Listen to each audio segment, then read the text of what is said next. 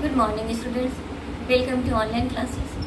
Previous class में हम लोग गिरिजा कुमार माथुर की लिखी कविता छाया मत छूना पढ़ रहे थे। आज हम लोग ऋतुराज की लिखी कविता कन्यादान पढ़ेंगे। आइए देखते हैं पहले ऋतुराज का कवि परिचय। ऋतुराज का जन्म सन 1940 ईस्वी में भरतपुर में हुआ। उन्होंने राजस्थान विश्वविद्यालय जयपुर से अंग्रेजी में एमए किया। वे 40 वर्षों तक अंग्रेजी साहित्य में अध्यापन कार्य करते रहे। इसके बाद अब सेवानिवृत्ति लेकर वे जयपुर में रहते हैं। ऋतुराज का साहित्यिक परिचय। उनके अब तक 8 काव्य संग्रह प्रकाशित हो चुके हैं, जिनमें से एक मरम धर्मा और अन्य, फूल पर पानी, सूरत नीरद और लीला मुखारविंद प्रमुख हैं। आइए अब देखते हैं ऋतुराज की कविता कन्यादान। कितना प्रामाणिक था उसका दुख, लड़की को दान में देते वक्त, जैसे वही उसकी अंतिम पूंजी हो। लड़की अभी सयानी नहीं थी, अभी इतनी भोली सरल थी कि उसे सुख का आभास तो होता था, लेकिन दुख बांचना नहीं आता था। पाठिका थी वह धुंधले प्रकाश की, कुछ तुकों और कुछ लयबद्ध पंक्तियों। इस काव्यांश में कवि ऋतुराज ने लड़की के कन्यादान पर माँ की भावनाओं का चित्रण परंपरागत समाज व्यवस्था से हटकर किया। कितना प्रामाणिक था उसका दुख, लड़की को दान में देते वक्त, जैसे वह उसकी अंतिम पूंजी हो। प्रामाणिक अर्थात वास्तविक, रियलिटी। उसका माँ से संबोधन किया गया।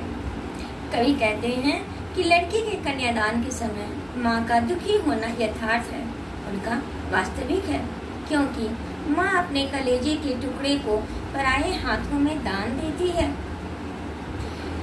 उस समय माँ को यह लगता है कि लड़की उसकी अंतिम पूंजी है, उसी से तो वह अपना सारा दुख सुख बांटती है, उससे अपनापन करके सारा दुख दुख उसी से बताती है।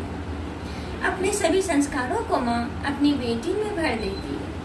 लड़की अभी सयानी नहीं थी, अभी इतनी भोली सरल थी कि उसे सुख का आभास तो होता था, लेकिन दुख बांचना नहीं आता था। लड़की जब कन्यादान में दी जाती है, तब तक वह अधिकतर समझदार नहीं होती।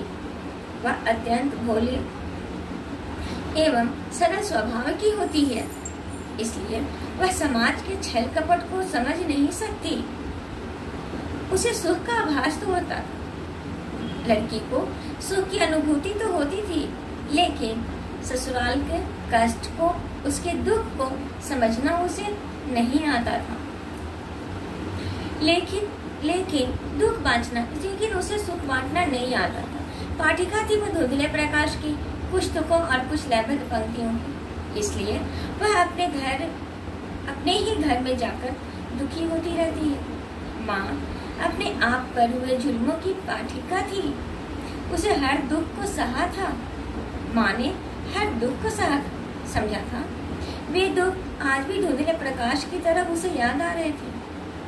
स्त्री होने के कारण उसे समाज द्वारा जिन यातनाओं को अपने पति के घर में विवाह के बाद सहना पड़ा था, उनसे वह अच्छी तरह परिचित थी।